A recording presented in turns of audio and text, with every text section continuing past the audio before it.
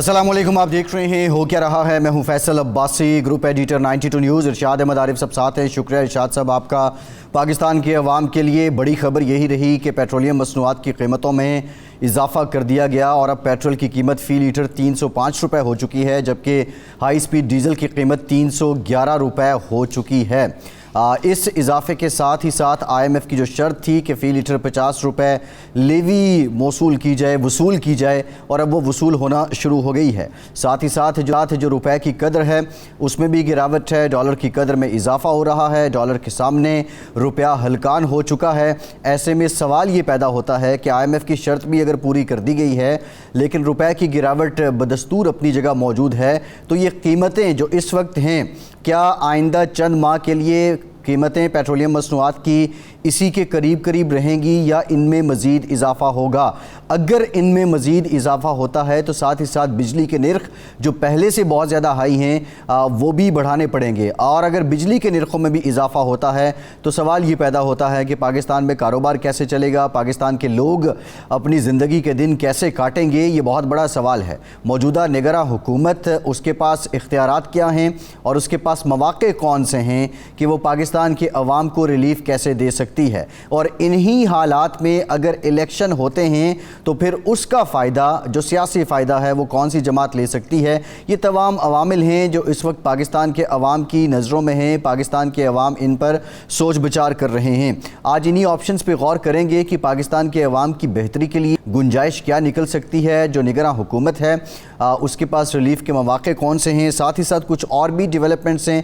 Election commission ने जो हल्का बंदियाँ पहले 14 दिसंबर तक मुकम्मल करनी थी, अब ये ऐलान किया है कि 30 नवंबर तक इनको मुकम्मल कर लिया जाएगा। साथ ही साथ एक और भी इत्तला आई है इलेक्शन कमीशन से कि जो इलेक्शन शेड्यूल है वो भी दे दिया जाएगा। सवाल ये पैदा होता है क्या सितंबर में इलेक्शन शेड्यूल आ जाएगा? साथ दूसरा मामला भी अभी तक लटक रहा है। जो सदर पाकिस्तान का मौक़िफ़ है वो ये कहते हैं कि इलेक्शन की तारीख देना आइन के मुताबिक उनका इख्तियार है, लेकिन अगर सदर ममलिकत आइन के मुताबिक इलेक्शन की तारीख देते हैं तो वो महज कौमी असम्बलियों तक महदूद होगी। क्या जो सूबे हैं उसमें गवर्नर के पास ये इख्तियार रहेगा?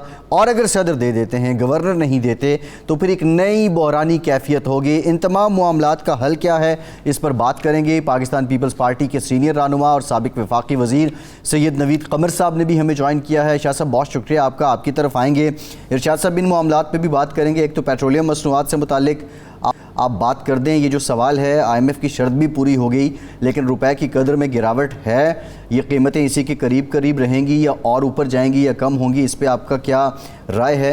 और दूसरा, परवेज़ इलाही साहब भी आज फिर गिरफ़्तार हो गए हैं। गिरफ़्तार हो गए हैं परवेज़ जी, लेकिन वो पहली दफ़ा तो गिरफ़्तार नहीं हुए, मेरा ख्याल है। वो तो बार बार होते रहते हैं। ये मौजू नहीं है, मेरा ख्याल है काफ़ी दिनों से वो रिहा होते हैं, गिरफ़्तार होते हैं, ये जाने और अदालतें जाने। ये जो अवाम पिछले एक हफ़्ते से बेचारे सड़कों पर थे और उनका ख़्याल ये था कि एक मेहरबान हुकूमत आ गई है तो उनसे हम बिजली के बिल माफ़ करा लेंगे, बिजली के बिलों में कोई कमी हो जाएगी, कोई रिलीफ मिल जाएगा। तो अब वो उनके गले पेट्रोलियम और डीज़ल मसनूआत जो हैं उनके नर्ख भी बढ़ गए हैं। अब किराए बढ़ेंगे और इसकी वजह से बिजली के रेट मज़ीद बढ़ेंगे। इस वजह से और बहुत महंगाई होगी और मेरा ख़्याल है ये उनको एक बोनस मिला है। बिजली के नर्खों पर, पेट्रोलियम मसनूआत के नर्खों का बोनस दिया गया है कि चलो ठीक है, अब आपने बिजली का एहतजाज कर लिया है, काफ़ी कर लिया है, या शायद उसकी सज़ा ही दी जा रही है कि और करो एहतजाज। लेकिन इससे मईशत पर क्या असरात होंगे और मईशत इससे बेहतर होगी? कहा तो जाता है कि जो कीमतें हम बढ़ाते जाएंगे मईशत बेहतर होती जाएगी। लेकिन मेरे ख्याल नवीद कमर साहब से हम पूछ लेते हैं कि नवीद कमर साहब, इस वक्त जो सूरत हाल है हमारी इकॉनमी की और IMF की शराइत भी हैं, लेकिन ये जो मुसलसल बिजली के बिलों में इजाफ़ा हो रहा है, पेट्रोल, डीज़ल की, मिट्टी का तेल, इसमें इजाफ़ा हो रहा है और आवाम की चीखें भी निकल रही हैं, तो इससे इकॉनमी मजबूत हो रही है या हम मज़ीद कमज़ोर हो रहे हैं? क्योंकि अवामी इज़्तिराब, हिजान जो है वो रियासत के लिए तो अच्छा नहीं होता। बिस्मिल्लाहिर्रहमानिर्रहीम, आपने दुरुस्त बात की कि ज़ाहिर है कि ये सारी चीज़ें, ख़ासकर जब इन्फ्लेशन है वो अगर बढ़ती जाएगी तो ओवरऑल आपका जो इकोनॉमिक सिस्टम है और खासकर ग्रोथ है वो उस तरह से नहीं हो सकती जिसकी हमें तवक्को है या ख्वाहिश है। अब मुश्किल ये हो रही है कि ये स्ट्रक्चरल चीज़ें हैं और इस पे जब तक के मुश्किल फैसले नहीं होते, सिर्फ कीमत बढ़ा देने से मसला हल नहीं होता। ये हमने IMF के साथ भी जब हमारी पार्टी के लेवल पे डिस्कशंस हुई तो हमने तब भी ये कहा था कि ये सोल्यूशन नहीं है कि बिजली का जो 1/3 हिस्सा है वो उसकी कोई वो नहीं है, कोई हिसाब किताब नहीं है। 2/3 पेमेंट होती है, 1/3 जो है वो हवा में जाता है। और जो 1/3 हवा में जाता है वो आप बाकी जो लोग 2/3 वाले हैं जो बिल पे करते हैं उनके ऊपर लोड कर देंगे तो उनकी भी सकत खत्म हो जाएगी ये सारी चीजें करने की। तो अगर जैसे कहते हैं लॉ ऑफ डिमिनिशिंग रिटर्न्स, तो वो डिमिनिशिंग रिटर्न्स शुरू होना आ जाएंगे, क्योंकि जब आप इतना बिल बढ़ा देंगे तो लोग दे ही नहीं सकेंगे। तो इस चीज को अवॉइड किया जाए और दूसरी जो इसमें स्ट्रक्चरल चीजें करनी है वो हम करना शुरू करें। अब मुश्किल ये है कि वो स्ट्रक्चरल चीजें जो हैं वो फौरी तौर पे करना बड़ा मुश्किल काम होता है। तो कोई भी अगर कह रहा है कि मेरे पास जादू की छड़ी है और मैं 3 महीने में एक जैसे इंटरिम गवर्नमेंट है कि मैं रिलीफ दे दूंगा या वो मुमकिन ही नहीं है। अब जो सुनने में आ रहा है सोल्यूशन जैसे बता रहे हैं कि जी हाँ आप किस्तें करा दे, तो मैंने कहा ये तो प्राइम मिनिस्टर का काम नहीं, ये SDO का काम होता है कि वो आ गया ज्यादा आ गया मैं किस्तें कर लो, इंस्टॉलमेंट्स में पे करो। तो ये तो ठीक है, आप इसके लिए हो सकता है कि कुछ हो, लेकिन एक्चुअली नहीं है। दूसरा ये कि हमारा जो टैक्स कलेक्शन सिस्टम है वो इतना जो है अपडेटेड है कि अब हम हर चीज उस चीज पे लोड कर देते हैं जहां से हमें तवक्को होती है कि पैसा आना शुरू हो जाएगा। अब बिजली के बिलों पे इतने सारे टैक्स क्यों है? कुछ तो है ना जो कि डायरेक्टली बिजली से रिलेटेड है, लेकिन कुछ ऐसे टैक्सेस हैं जिसका बिजली से कोई वास्ता नहीं। वो सिर्फ इस सूरत में लोड उधर होता है कि लोगों ने जरूर बिजली का बिल पे करना होता है, तो लगे हाथों टैक्स भी हमारा आ जाएगा। यही पेट्रोल का हाल है। अब आपने अभी कहा ना कि 50 रुपए नहीं, जो कल जो 5 रुपए और बढ़ाए हैं, तो अब पेट्रोलियम डेवलपमेंट लेवी जो है वो 60 रुपए हो गई है। तो अब सिर्फ ये है कि 60 रुपए की लिमिट थी बजट में, तो अब उससे ज्यादा लेवी बढ़ा नहीं सकते। लेकिन पेट्रोल की कीमतें बढ़ने की 2 और वजूहात जो हैं, एक तो है कि दुनिया में पेट्रोल की कीमतें बढ़ती जा रही है, दुनिया में इकोनॉमीज रिवाइव हो रही है, डिमांड जो है वो बढ़ती जा रही है, तो प्राइसेस भी बढ़ रही हैं। तो एक तो एस्पेक्ट वो है, और दूसरा उससे भी बड़ा एस्पेक्ट ये है कि हमारे जो डिवेल्यूएशन डॉलर की हुए जा रही है वो रोज बरोज आपके, क्योंकि ये पेट्रोल सारा इंपोर्ट होता है और उसके ऊपर हम कस्टम ड्यूटी भी चार्ज करते हैं और फिर आखिर में लेवी भी। तो सवाए उस पेट्रोल के जो स्मगल हो के ईरान से आ रहा है, बाकी सारों पे ये सारी चीजें लगती हैं, तो वो भी शाह साहब ये फरमाएं कि ये जो ईरान का आपने जिक्र छेड़ा, ईरान से पेट्रोल हम स्मगल करके तो यहाँ बिक रहा है, मुल्तान तक बल्कि साहिवाल तक आ रहा है, लेकिन हम उनसे इंपोर्ट करने के लिए तैयार नहीं हैं। और ज़रदारी साहब ने जुर्रत की थी, गैस पाइपलाइन मुआहदा भी किया था, उस पर भी अमल नहीं हो सका। तो ये इसको कोई लीगलाइज करके हम फ़ायदा नहीं उठा सकते अगर वो पेट्रोल हमें सस्ता पड़ता है तो? देखिए मुश्किल ये है कि जो US सैंक्शंस हैं वो पर्टिकुलरली पेट्रोलियम प्रोडक्ट्स पे लगे हुए हैं, खासकर गैस पे और तेल। तो आप अगर ये करेंगे तो उसकी पेमेंट करने का कोई तरीक़ेकार नहीं है, क्योंकि दुनिया की कोई bank including all the Pakistani banks इसको दूर दूर से भी हाथ लगाने के लिए तैयार नहीं है, क्योंकि फौरी तौर पे इन पे फाइन्स लगेंगे जो कि मिलियंस और हंड्रेड्स ऑफ मिलियंस में डॉलर्स में जाते हैं, तो वो कोई नहीं करेगा।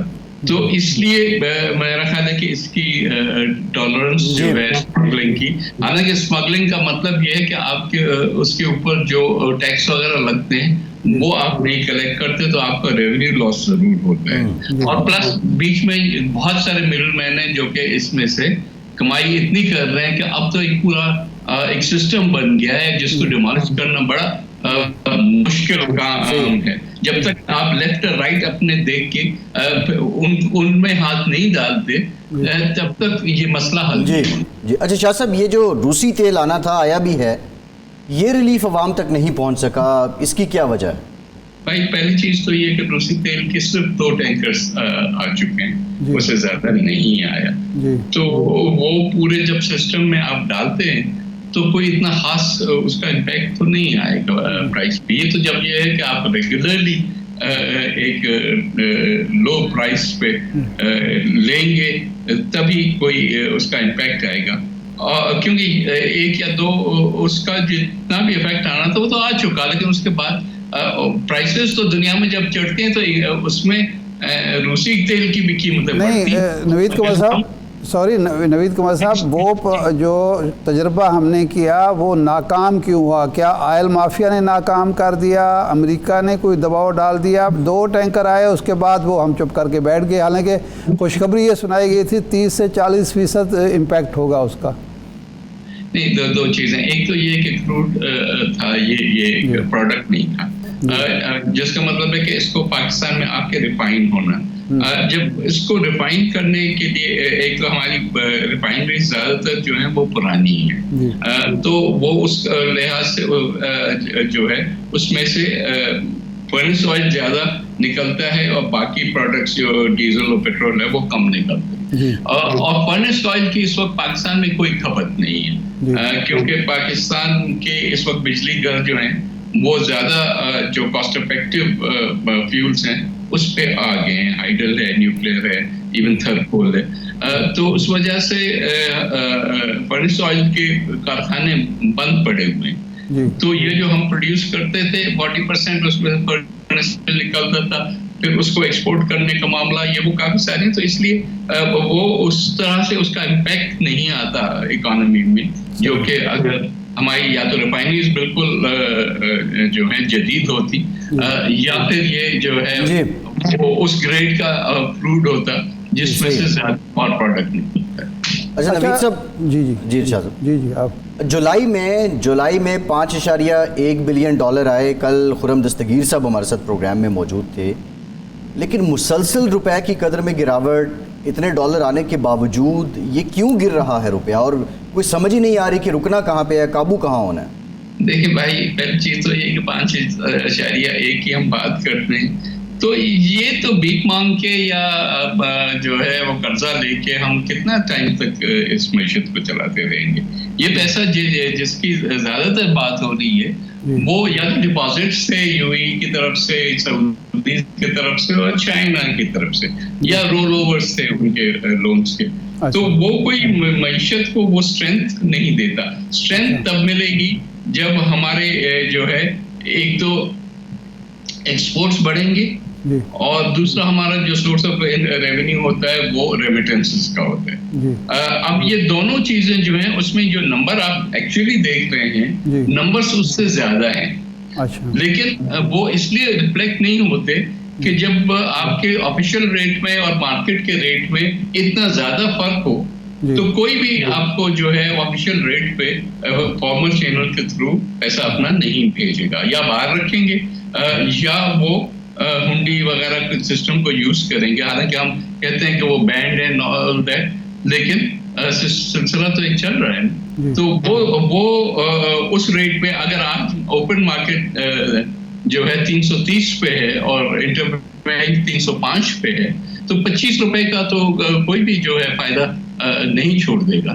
तो ये प्रॉब्लम्स है। IMF ने अपनी शर्त तो जरूर रखी थी कि जी ये इसका डिफरेंस है वो 5% से ज्यादा नहीं होना चाहिए, लेकिन मुश्किल ये हो गई कि हमारी क्योंकि वो ग्रे मार्केट जो है वो इतनी स्पेकुलेटिव है कि फिर हम कह रहे हैं कि जी फिर वो सट्टाबाजी वाले जो हैं वो डिटरमिन करेंगे कि बैंकों के रेट क्या होंगे, तो वो उसकी अपने एक जो है वो नुकसान आते हैं।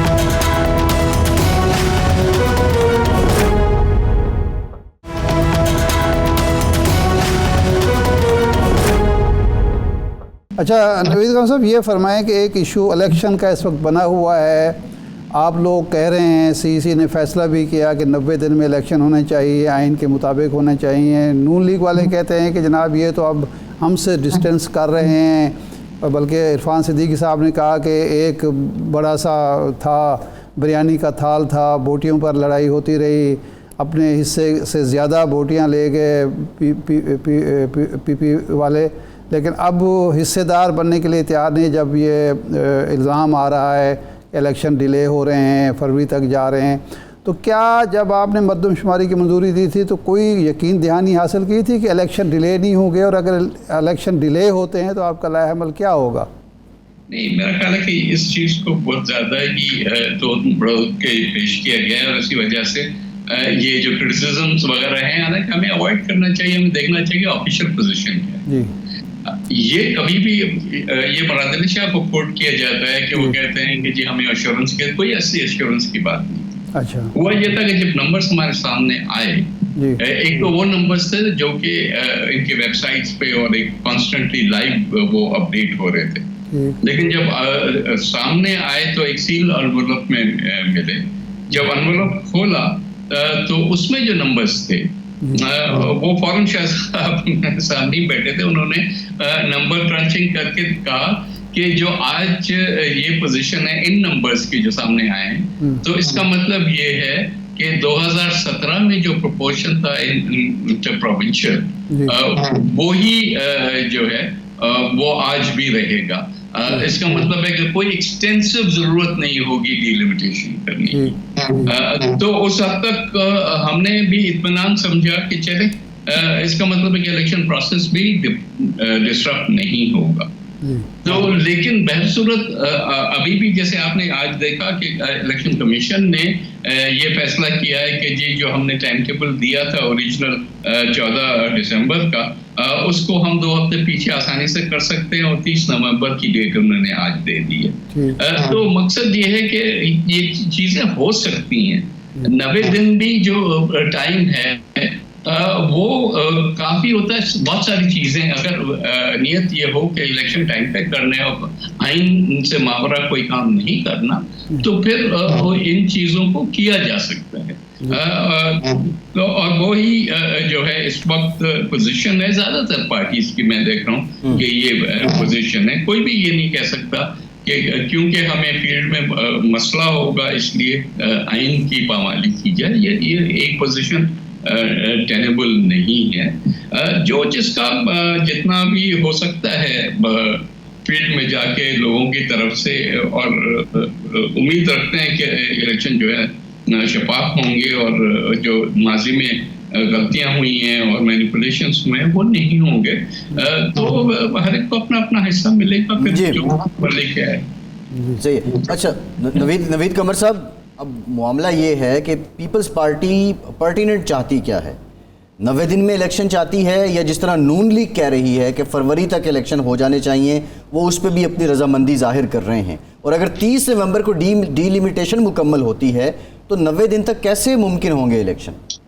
देखिए 90 दिन का तो पाबंदी मेरी नहीं है, वो जो है वो आइन की पाबंदी है, और इस पे आज नहीं तो कल सुप्रीम कोर्ट की ये बेंच है या कोई और बेंच होगी, वो इस पे जरूर रूल करेगी। वो भी आज आपने देखा रिव्यू पिटीशन जो थी पंजाब केपी इलेक्शंस की डेट की, उसमें भी उन्होंने कह दिया ना कि अब तो इनफ्रैक्चुअस बात हो गई है कि 14 मई को इलेक्शन कराने, तो उससे तो कोई भी कोर्ट भी नहीं हटेगी। खैर अब जो है इलेक्शन डेट फरवरी वाली तो नहीं, आज के नंबर वो डेट्स आने के बाद ये कोई लास्ट वीक ऑफ जनवरी में जो है वो इलेक्शन प्रैक्टिकली जो बात करें तो तब हो सकते हैं। लेकिन मकसद ये है कि जितना जल्दी हो सके, जितना जो आईन और कानून के मुताबिक तरीके हैं उसके अंदर कराया जाए। जितना हम आगे इसको ले जाएंगे उतनी खराबियां होंगी। एक तो अनसर्टनिटी रहेगी, आप देख रहे कि मईशत का हाल, उसमें एक कंट्रीब्यूटर पॉलिटिकल अनस्टेबिलिटी भी तो है ना, कि अगर लोगों को ये नहीं पता होगा, ये दोनों बातें हमने जब इलेक्शन कमीशन से हमारी मीटिंग हुई तो उसमें हमने सामने उनके रखी थी कि देखें आप, एक तो खैर ये पीरियड स्क्वीज हो सकता है जो कि उन्होंने माना और एक हद तक वो सब आज वो फैसला कर दिया।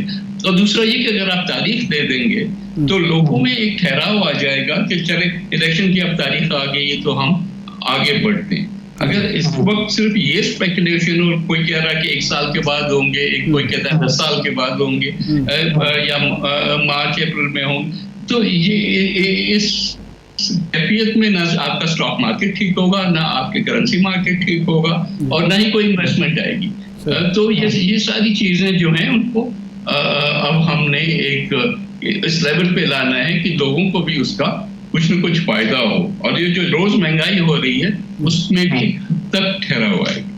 नहीं, आप समझते हैं कि इलेक्शन की तारीख अगर आती है और अगर जल्दी होते हैं तो सियासी और मुआशी इस्तेहकाम मुल्क में आ सकता है। ये जो इस वक्त अदम इस्तेहकाम है वो बेयकीनी की वजह से है और बेयकीनी इलेक्शन के हवाले से ही सबसे ज़्यादा है। मेरा ख्याल है कि काफ़ी हद तक ये बात दुरुस्त है, क्योंकि अगर पता हो ना कि भाई फला तारीख को इलेक्शन होने और ये यकीन हो कि बाकी उस पर होंगे, तो लोग जो भी हमारा अपना स्टांस हो, लेकिन उस हद तक तो मतलब उस तरफ अब डाइवर्ट हो जाएंगे ना कि चलो अब प्रोसेस शुरू हो गया, तो जो भी इलेक्शन के वो होते हैं मुख्तलिफ मराहिल वो शुरू हो जाएंगे, तो फिर यहाँ इस तरफ से ये बात डाइवर्ट हो जाएगी। सीसी के इजलास के बाद आपके लीडर्स ने कहा कि जी ये जो इस वक्त पेट्रोल बिजली की महंगाई है और बाकी जो चीज़ें हैं हम आवाम के साथ खड़े हैं। कल ताजर और जमात इस्लामी वाले एक हड़ताल कर रहे हैं इसी बिजली के बिलों के हवाले से, तो पीपल्स पार्टी का मौक़िफ़ क्या है? अनवर काकड़ साहब कहते हैं कि हड़तालें मसले का हल नहीं है, हड़तालों से कुछ नहीं होगा, ना रेट कम होंगे ना कोई और फ़ायदा होगा। तो पार्टी की पोजीशन क्या है? देखिए, पहली चीज तो ये है कि हड़तालें इसलिए होती हैं कि गवर्नमेंट की तवज्जो दिलाई जाए कि भाई सब ठीक नहीं है। अगर आप ये चीजें ना हो रही हो सड़कों पे तो हुकूमत आराम से चलती रहती है और वो समझती है कि जो है बाहर सब सुकून हो रहा है, क्योंकि यही आपको रिपोर्टें नीचे से बना के दी जाती हैं कि सब ठीक है। सब ठीक नहीं है और जाहिर है कि लोग परेशान हैं, इन्फ्लेशन की भी परेशानी है और अब उसके ऊपर ये एडेड 2-3 चीजें जो आ गई हैं वो और परेशान करेंगी लोगों को। तो जाहिर है कि लोगों के साथ खड़े हैं। हम चाहते हैं कि जितने भी जो चीजें हों ग्राउंड रियलिटी को देखते हुए, लेकिन इसमें बहुत कुछ किया जा सकता है, जो कि अनफॉर्चुनेटली इस पीरियड जो 1 साल था, हालांकि 1 साल बहुत कम अरसा होता है किसी भी रिफॉर्म लाने का, लेकिन उसमें भी कई चीजें नहीं हुई जैसे हम चाह रहे थे। और प्राइम मिनिस्टर ने आते ही डिक्लेयर किया था कि मैं 10,000 मेगावाट सोलर की लगाऊंगा, लेकिन आपको सिस्टम ने नहीं लगने दिए वो। उसी तरह से और भी कई चीजें हैं। आपका जो टैरिफ जिस तरीके से बनता है उस सारे को रिफॉर्म करने की जरूरत है। आपने एक प्रोसेस शुरू तो किया कि जी सूबों के हवाले कर दो। अब सूबों को सिर्फ कचरा तो नहीं उठाना है, तो सूबों को जो है अगर किसी सिस्टम को ठीक करना है तो उसके लिए भी तो एक पूरा प्रोग्राम होना चाहिए ना। ने कह दिया कि जी बस बलुचिस्तान गवर्नमेंट जाके कोयटा इलेक्ट्रिक संभाल ले या सिंध गवर्नमेंट जाके सेपको और एस्को संभाल ले, तो उसका कोई प्लान तो देना कि किस तरह से ये चलेगा। तो ये चीजें डूएबल हैं। सिंध में जो है विंड पावर का बहुत बड़ा एक पोटेंशियल है जिसके लिए इन्वेस्टर बैठे हुए हैं, लेकिन उसको अलाउ करेंगे तो आपका हो सकेगा। जी बिल्कुल ठीक, बिल्कुल ठीक। बहुत शुक्रिया सैयद नवीद कमर साहब, आप मौजूद थे। जो सिस्टम की बात इन्होंने की है ये बड़ी ख़ास बात है, और पाकिस्तान में जो निज़ाम है उसी के नाम पे सियासत भी होती है, इलेक्शन में उसी के नाम पे वोट भी लिए जाते हैं। निज़ाम में बेहतरी कैसे आएगी, ब्रेक के बाद बात करते हैं। हमारे साथ रहिए।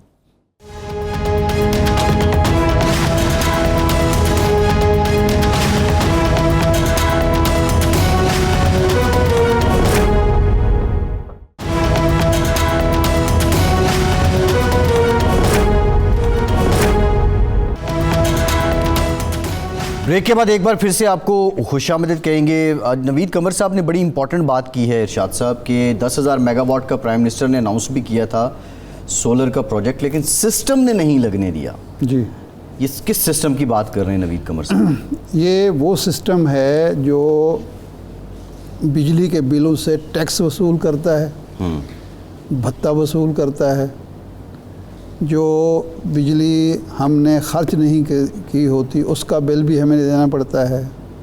वो जो ओवर बिलिंग होती है, जो ओवर इन्वाइसिंग हुई है जब कारखाने ये लगे हैं बिजली के, IPPs, ये वो सिस्टम है। जब ये पहले पिछली हुकूमत यानी शहबाज शरीफ साहब से पहली हुकूमत उसने कोशिश की, वो नाकाम हो गई तहरीक इंसाफ की। फिर शहबाज शरीफ साहब ने आते ही ऐलान किया और हमें तवक्को थी कि सलमान शहबाज साहब आ गए हैं तो वो ये काम कारनामा अंजाम देंगे, लेकिन वो सिस्टम ने नहीं कर दिया। इसलिए कि अगर सोलर पे गवर्नमेंट का ख़र्च नहीं होना, गवर्नमेंट को वसूली होनी है जी।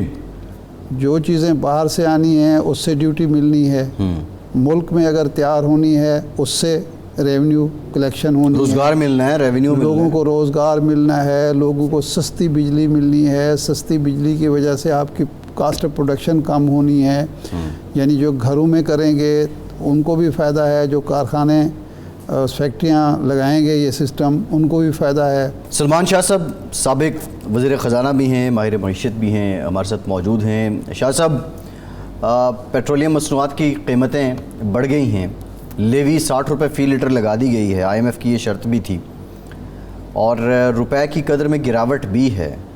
पहले तो हमारे देखने वालों को ये बता दें कि अब ये इक़दामात होने के बाद, IMF की शर्त पूरी होने के बाद पेट्रोलियम मसनूआत की कीमतें 310 के करीब ही रहेंगी या आने वाले दिनों में ये मज़ीद ऊपर जाएंगी? आई थिंक जिस तरह से हालात चल रहे हैं तो कीमतें तो नहीं ठहरेंगी, क्योंकि रुपये की जो है वैल्यू गिरती जा रही है, और जैसे जैसे रुपया गिरेगा तो रुपये में जो भी चीज़ होगी वो महंगी होगी। और तेल तो वैसे भी इम्पोर्टेड है, बिजली भी हमारी तकरीबन इम्पोर्टेड है, बल्कि ना सिर्फ वो तेल उसका इंपोर्ट किया जाता है लेकिन उसकी मशीनरी और बाकी चीज़ों की कीमतें भी डॉलर्स में हैं। सो आई थिंक इशू तो बहुत सीरियस इशू है कि ये एक डाउनवर्ड स्पाइरल में हम फंस चुके हैं, जिसमें जो भी आप करते हैं उसका कोई बहुत बड़ा नतीजा नहीं निकलता, आप ज़रा और गिरावट की तरफ जाते हैं। और बड़ा ज़रूरी है कि हमें समझने की ज़रूरत है कि ये क्यों हो रहा है जी। मेरे ख्याल में ये पिछले, हम कह सकते हैं कि पिछले 50 साल हमारे कॉन्स्टिट्यूशन को हो गए हैं ना बने हैं जी जी। इसी 73 और 23 में आप देख लें 50 साल हो गए हैं जी। और कॉन्स्टिट्यूशन में हमने बहुत सी प्रॉब्लम्स भी देखी, डिक्टेटरशिप्स भी आई, सब कुछ हुआ, लेकिन इकॉनमी हमारी जो है वो ख़राब ही होती गई, कभी ऊपर की तरफ नहीं गई। इसमें 2-3 चीज़ें बड़ी इम्पोर्टेंट हैं जो समझने की ज़रूरत है, और वो अनफॉर्चुनेटली भुट्टो साहब ने जब कॉन्स्टिट्यूशन बनाया तो उसके थोड़ी देर बाद ही नेशनलाइजेशन कर दी, और जो हमारी इकॉनमी थी उसको ब्यूरोक्रेसी के हाथ में दे दी। यानी कि वो कहते हैं कि commanding Heights of the economy वो ब्यूरोक्रेट्स को दे दी, जिसका कोई काम ही नहीं था वो इकॉनमी को उस तरह से चलाने का, बल्कि कारखानों को वो चला रहे थे। स्टील मिल उन्होंने चलाई, उन्होंने गैस कंपनीज चलानी शुरू की, तेल की कंपनीज वो चलाते थे, हर चीज़, हालांकि राइस एक्सपोर्ट और फलानी इंपोर्ट और एक्सपोर्ट इंपोर्ट हर चीज़ में हमारी हुकूमत घुस गई।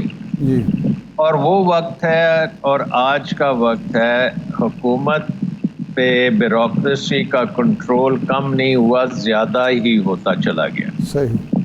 तो ये तो एक पहला स्टेप है। सही। दूसरा स्टेप जो हमने किया कि क्योंकि ब्यूरोक्रेसी फिर चला रही थी तो वो इकोनॉमिक डिसीजन मेकिंग जो थी जी। वो इक़्तिसादी फंडामेंटल्स के मुताबिक नहीं की गई। ठीक है। और सियासतदान और ब्यूरोक्रेसी मिल के, और फिर बीच में फ़ौज ने भी अपना हिस्सा पूरी तरह से डाला, लेकिन जो बाकी दुनिया में एक कोलैप्स हुआ सोवियत यूनियन का, उसके बाद जो यूरोप में भी आयरन कर्टन को ख़त्म किया गया, चीन ने अपनी मार्केट इकोनॉमी बना ली, यूरोप में आप देखते हैं हंगरी, चेकोस्लोवाकिया, ये तमाम ममालिक जो हैं ये कंट्रोल इकोनॉमी से मार्केट इकोनॉमी में आए और इसमें बहुत ज़्यादा इन लोगों ने तरक्की भी की जी। और चीन ने मार्केट इकोनॉमी आने के बाद तो सुपर पावर बन गया, लेकिन हमने नहीं चेंज किया। सही। बर्लिन की दीवार भी गिर गई, उसके बाद भी हमने चेंज नहीं किया। सही। तो एक तो ये है कि ब्यूरोक्रेसी को हमने इकोनॉमी से नहीं निकाला। दूसरी बात जो हमने बहुत बड़ी की जी। वो ये थी कि हमारी जो बिजली का निज़ाम था वो पानी पे चलता था, वाटर जो था हाइडल पावर पे थी, हमारी 70% बिजली हाइडल पावर पे थी। जी। तो 90 में आके हमने कहा हमने तो डैम नहीं बनाने, मर जाएंगे लेकिन डैम नहीं बनाएंगे। बड़ी उस वक्त भी बातचीत हुई, मैंने भी कई जगहों पे लिखा भी कि इसकी हमें बहुत महंगी कीमत देनी पड़ेगी, ये जो डिसीजन हम कर रहे हैं। सही। कि बिजली जो पानी से बनती थी वो बाय प्रोडक्ट था और तकरीबन मुफ्त होती थी, बाकी तो वो पानी इस्तेमाल होता था ज़राअत के लिए, इसलिए आप पानी को इकट्ठा कर रहे थे जी। लेकिन हमने वो डैम ना बनाए, हमने ये IPPs की तरफ चले गए। IPPs ने हमारी तबाही कर दी है क्योंकि नंबर 1 वो इम्पोर्टेड है जी। नंबर 2 उसके ठेके जो हैं वो हमने बड़े इन्फ्लेटेड दिए क्योंकि हुकूमत ने उनसे मिल के ऐसे ठेके किए जिनकी हुकूमत को तो कोई उसका इम्प्लीकेशन नहीं थी पता, लेकिन वो हमारी जेबें खाली हो गई हैं और अभी तक होती चली जा रही है। शाह साहब ये फरमाएं कि हुकूमत को जो उस वक्त हुक्मरान थे उनको नहीं पता था या उनकी जेबें भर रही थी, हमारी जेबें खाली हो रही थी? जी ये तो जिस दिन इस पे होगी जब पूरी इन्वेस्टिगेशन तो ये बात पता लगेगी कि किसने जेबें भरी। पता कि हमें पता है कि हर प्रोजेक्ट जो है जो लगा है वो उसने एक भी प्रोजेक्ट ऐसा नहीं है जिसने पाकिस्तान की इकोनॉमी को बेहतर किया हो, बल्कि हर प्रोजेक्ट ने उसको डुबोया है और हर प्रोजेक्ट पे दस्तखत हुए हैं। ये नहीं है कि डॉक्यूमेंटेशन नहीं है, हर प्रोजेक्ट पे दस्तखत हुए हैं कि ये किसने लगाया है और उस वक्त किसकी हुकूमत थी और कौन था जो पॉलिसियाँ बना रहा था और कैसे ये लड्डू बांट रहे थे हम, तो वो सारे हिस्ट्री का है ना हिस्सा है। जी। उसके बाद हम ये देखें कि ये जो ब्यूरोक्रेसी है मैंने जैसे कहा कि सोवियत यूनियन के गिरने के बाद पूरी दुनिया ने चेंज किया, अपनी इकोनॉमी इसको सुपर एफिशिएंट किया, मार्केट बेस्ड किया, कंपटीशन बेशुमार लाया, सर्वाइवल ऑफ द फिटेस्ट किया। हमने एक भी काम ये नहीं किया।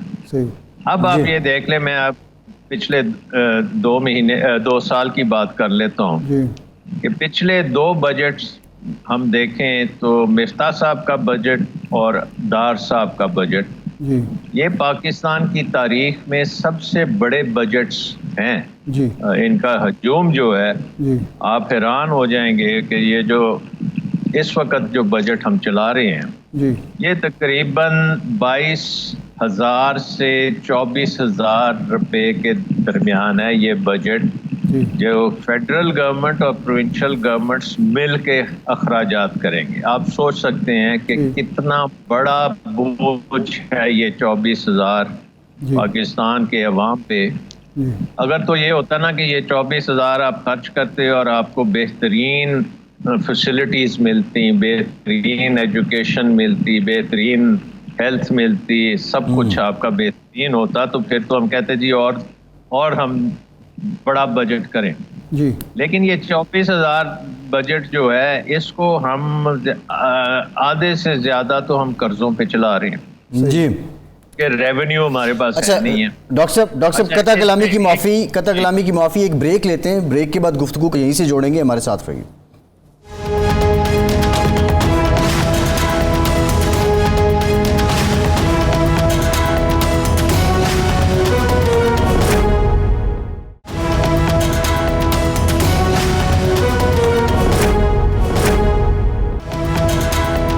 ब्रेक के बाद एक बार फिर से आपका खैर मकदम करते हैं। शाह साहब आपने बात की है, आपने कुछ इसका जो बैकग्राउंड है वो भी बताया है, लेकिन सवाल ये है कि इस वक्त पाकिस्तान के पास ऑप्शन क्या हैं इस बिजली बहरान से निमटने के लिए? क्या हमें सोलर पे इक्तफा करना होगा विंड एनर्जी पे इक्तफा करना होगा, और क्या ये सिस्टम इन दोनों की तरफ जाने देगा? अच्छा, मैं आपसे आपकी इजाजत के साथ थोड़ा सा जो मैंने बात शुरू की थी उसको मैं जरा मुकम्मल कर लूं, क्योंकि वो बड़ा इम्पोर्टेंट है, तो फिर बिजली पे भी आते हैं और सॉल्यूशंस पे भी आएंगे। जी जी जी। अब जब हमने देख लिया कि इतना बड़ा हमें जो बोझ है हुकूमत का 22 से 24 हज़ार अरब रुपया हमने खर्च करना है जी।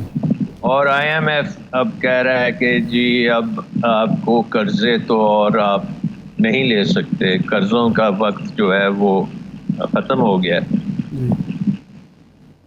तो उन्होंने एक शर्त लगाई है कि आप जो भी खर्चा करें जी वो आप अपने रेवेन्यू से पूरा करें, एक्सेप्ट डेट सर्विसिंग। अब डेट सर्विसिंग हमारी तकरीबन 7,000 अरब की है, तो वो कहते हैं अच्छा चलें 7,000 अरब जो आपने कर्जों की अदायगी या कर्जों की जो सर्विसिंग है उस पर लगाना है जी। उसके लिए आपको एक्स्ट्रा मिल जाए, कर्जे और मिल जाएं तो आप कर लें, लेकिन बाकी खर्चे जो हैं वो आपने अपने रेवेन्यू से पूरे करने हैं, उसको हम प्राइमरी सरप्लस कहते हैं। ठीक। और वो बहुत इम्पोर्टेंट शर्त है जी। तो अब हमारे पास क्या है ऑप्शन इसको ठीक करने के लिए? एक तो ये है कि हम और टैक्सेस बढ़ाएं फिर जी।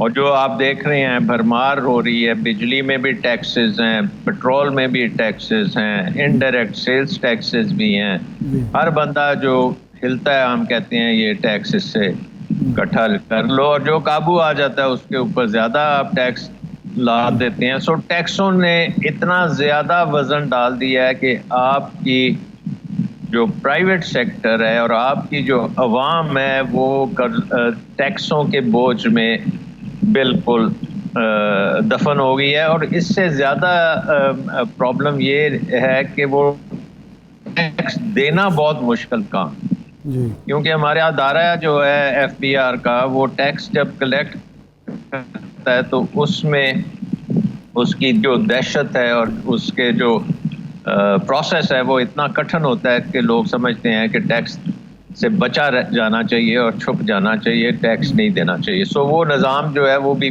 फेल हो चुका है। अब अगर आप टैक्स कलेक्ट नहीं कर सकते और जब आपकी इकोनॉमी इस तरह के बहरान में हो, उस पर जब आप और टैक्स लदेंगे तो वो बिल्कुल ही बैठ जाएगी।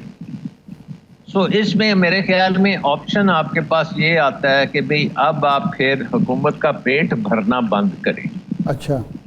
और हुकूमत का जो हम इकोनॉमिक्स में कहते हैं हुकूमत की स्केल और हुकूमत का स्कोप, स्केल भी कम करें और स्कोप भी कम करें। अच्छा। और आम फहम ज़बान में है कि इसको हुकूमत को छोटा करें जी, जो आपकी प्राइवेट सेक्टर है उसको इकोनॉमिक्स में बड़ा रोल दें। अब आप देखें इस बजट में तकरीबन 2000 से 2500 अरब रुपया हमने रखा हुआ है जी जी। सो कॉल्ड जो डेवलपमेंट है, जिसमें हम कंस्टिट्यूएंसी पॉलिटिक्स के लिए पैसा जो डाल रहे हैं, MNAs MPAs, ये वो बर्बादी। बाकी भी कोई प्रोजेक्ट ऐसा नहीं है सिवाय डेमो के, मुझे तो और कोई प्रोजेक्ट नज़र नहीं आता जो कि आपके लिए जिसने बहुत इकोनॉमी को फ़ायदा पहुँचाया हो। तो वो जो PSDP है हम उसको कह सकते हैं कि जी हम 1-2 साल के लिए नहीं करते जी, और उससे हमें तकरीबन 1500 से 2000 अरब रुपए तक हम बचा सकते हैं जी।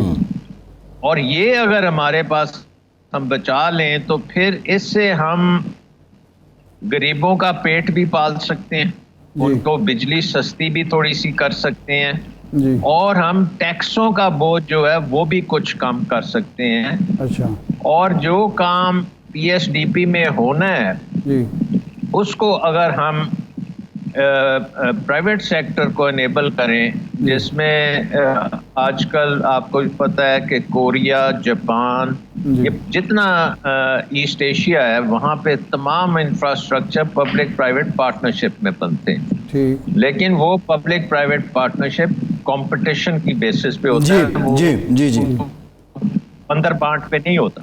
सही। तो मेरा कहने का मकसद ये है कि आप जब तक अपने निज़ाम को टोटली चेंज नहीं करेंगे, एक ब्यूरोक्रेटिक निज़ाम को मार्केट बेस्ड नहीं करेंगे, कंपटीशन नहीं लेके आएंगे, सर्वाइवल ऑफ द फिटेस्ट नहीं करेंगे और टैक्सों को कम नहीं करेंगे। लोग सारे कह रहे हैं ना टैक्सेस और लगाओ जी।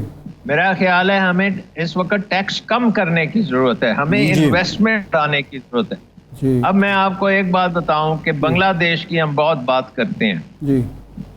बांग्लादेश पाकिस्तान से कम टैक्स कलेक्ट करता है। अच्छा जी।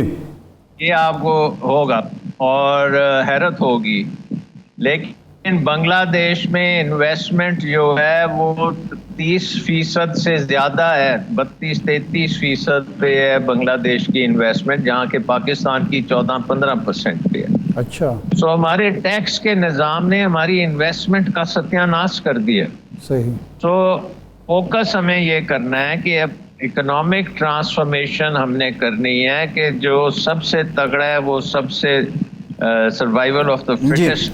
लेकिन शाह साहब जो बात आप कर रहे हैं मार्केट्स में जाए। जी जी। शाह साहब ये फरमाएं कि यहाँ हमें सब्ज़ बाग दिखाया गया कि IMF से अगर हमें प्रोग्राम मिल जाएगा तो उसके बाद रुपया डॉलर के मुकाबले में तगड़ा हो जाएगा, लेकिन जो ही हमें वो प्रोग्राम मिलता है उसके बाद डॉलर फ्लाइट जो है, डॉलर की जो फ्लाइट का तो और मतलब होता है, उसकी वैल्यू बढ़ना शुरू हो जाती है, रुपया कम होना शुरू हो जाता है। इसकी क्या वजह हुई है? इसकी वजह जो है ये कॉन्फिडेंस है, क्योंकि देखें IMF सिर्फ आपको एक किस्म का टेम्पररी सहारा देता है। ठीक। और वो जब आपके बैलेंस ऑफ पेमेंट क्राइसिस है उस वक्त वो आपको आके थोड़ा सा सहारा देता है, और वो फिर ये है कि आपने अपना बाकी काम सीधा करना है। जो मैं बात कर रहा हूँ ना इकोनॉमिक ट्रांसफॉर्मेशन की, जी। अगर आप के देखें हमें इस वक्त जरूरत है तकरीबन 10-15 अरब डॉलर। टाइम खत्म हो गया जी, ब्रीफ कर दें। इमीडिएटली हमें 10-15 बिलियन डॉलर की जरूरत है, और वो जरूरत हमारी इन्वेस्टमेंट से पूरी होगी, और वो इन्वेस्टमेंट के क्लाइमेट ही नहीं हम ठीक कर पा रहे। जी बिल्कुल ठीक है, इन्वेस्टमेंट का क्लाइमेट इस वक्त में जो है वो हम ठीक नहीं कर पा रहे हैं। शाह साहब आपका ये कहना है। इरशाद साहब आपका शुक्रिया। इरशाद साहब आपका शुक्रिया। आज के प्रोग्राम से इतना ही, इजाज़त दीजिए।